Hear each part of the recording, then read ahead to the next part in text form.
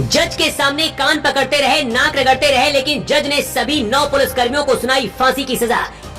इस महिला कांस्टेबल की बहादुरी से हुआ खुलासा, सभी 9 पुलिसकर्मियों को सजा देने वाले कौन है दिलेर जस्टिस। वर्दी की आड़ में शैतानों वाला काम, फैसला देते वक्त जज के भी कांप गए हाथ, सभी को क्यों सुनाई मौत की सजा। पुलिस की वर्दी इंसाफ और लोगों को न्याय दिलाने के लिए होती है, लेकिन इसी वर्दी की ताकत जब गलत इंसान के पास पहुंच जाती है तो वो इंसान वर्दी की आड़ में शैतान जैसा व्यवहार करने लगता है। हमेशा की तरह शायद ये पुलिसकर्मी भी बच जाते इन सभी को फांसी के फंदे तक पहुंचाने वाली ये बहादुर कांस्टेबल अगर नहीं होती तो। इन सभी पुलिसकर्मियों को लगा था कि बच जाएंगे, लेकिन आखिरी वक्त में जज के सामने रोते रहे, लेकिन गुनाह सुनकर जज के भी हाथ कांपने लगे और सभी को मौत की सजा सुना दी। सबसे पहले आपको बताते हैं कि आखिर पूरा मामला क्या है और इन पुलिसकर्मियों का गुनाह क्या है और इन सभी को यहाँ तक पहुँचाने वाली ये बहादुर कांस्टेबल कौन है। मामला जून 2020 से शुरू होता है। पूरे देश में लॉकडाउन था और सख्त नियम लागू थे। पुलिस प्रशासन के ऊपर जिम्मेदारी थी कि वो लोगों की मदद करे और सहायता की जाए। तमिलनाडु के थुथुकुडी जिले में पी जयराम, जिनकी उम्र 58 साल थी, और उनका बेटा बेनिक्स, जो कि 31 साल का था, अपनी मोबाइल की दुकान चलाते थे। एक दिन पुलिस ने बेनिक्स को दुकान से गिरफ्तार कर लिया। पुलिस का आरोप था कि समय सीमा तय होने के बाद भी मोबाइल की दुकान वो खोलकर बैठा था। इसी बात को लेकर बहस हुई। बाद में बेटे को छुड़ाने के लिए बेनिक्स के पिता जयराज भी थाने पहुंचे तो पिता को भी पुलिस वालों ने थाने में पकड़ लिया और इसके बाद वो हुआ जिसकी उम्मीद किसी को नहीं थी।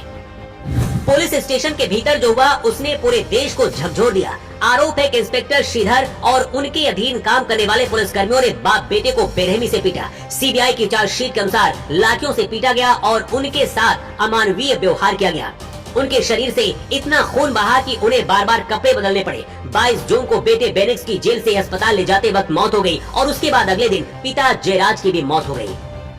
इन पुलिस कर्मियों को लगा था कि मामले को दबा देंगे, लेकिन सोशल मीडिया में ट्रेंड होने लगा। पूरे तमिलनाडु में जनता सड़कों पर उतर आई। सीबीआई ने अपनी जांच रिपोर्ट में पाया कि पुलिस ने सबूत भी मिटाने के लिए थाने के सीसीटीवी फुटेज और खून से सने कपड़ों के साथ छेड़छाड़ की। इसके बाद भी आरोपी नहीं बचे, लेकिन इसके बाद हुई इस महिला कांस्टेबल की एंट्री ने, जिसने अपनी हिम्मत से पूरे केस को ही पलट दिया। किसी भी विभाग में ऐसी घटना जब होती है तो ज्यादातर संभावना होती है कि सभी कर्मचारी एक हो जाते हैं, लेकिन कांस्टेबल रेवती वो सब कुछ बताया जो उस रात पुलिस स्टेशन के अंदर हुआ था। मजिस्ट्रेट के सामने कांस्टेबल रेवती अपना बयान देने से पहले अपनी बेटी और नौकरी की सुरक्षा के लिए आश्वासन लिया। इसके बाद पूरी कहानी बताई। जब कांस्टेबल रेवती बयान दर्ज करा रही थी, कहते उस दौरान भी इन पुलिसकर्मियों ने उसे रोकने की कोशिश की, लेकिन जनाक्रोश के आगे कुछ नहीं हो सका। कांस्टेबल रेवती ने अपने बयान में बताया था कि उस रात बेरहमी से मारपीट की गई थी। मैं उनके पास कॉपी या कुछ मदद करने के लिए पहुंची तो वहां पर मौजूद पुलिसकर्मियों ने रेवती को डांट कर भगा दिया। रेवती कहती है कि उनके कपड़े उतारे गए थे और प्राइवेट पार्ट पर भी हमला किया गया था। मुझसे देखा नहीं गया तो मैं वहां से उठकर चली गई, लेकिन मैं बेबस थी, कुछ नहीं कर पाई।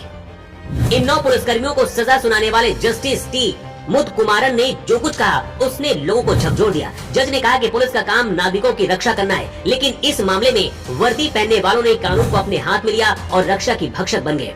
कोर्ट ने इस घटना को समाज के लिए एक बड़ा कलंक माना। जस्टिस मुथकुमारन ने कहा कि जिस तरह से पिता और पुत्र को बेरहमी से यातनाएं दी गई, वो किसी भी सभ्य समाज में बर्दाश्त करने लायक नहीं है। इसीलिए ये मामला मौत की सजा के योग्य है। पुलिस ने अपनी शक्ति का दुरुपयोग कर 2 मासूमों की जान ले ली।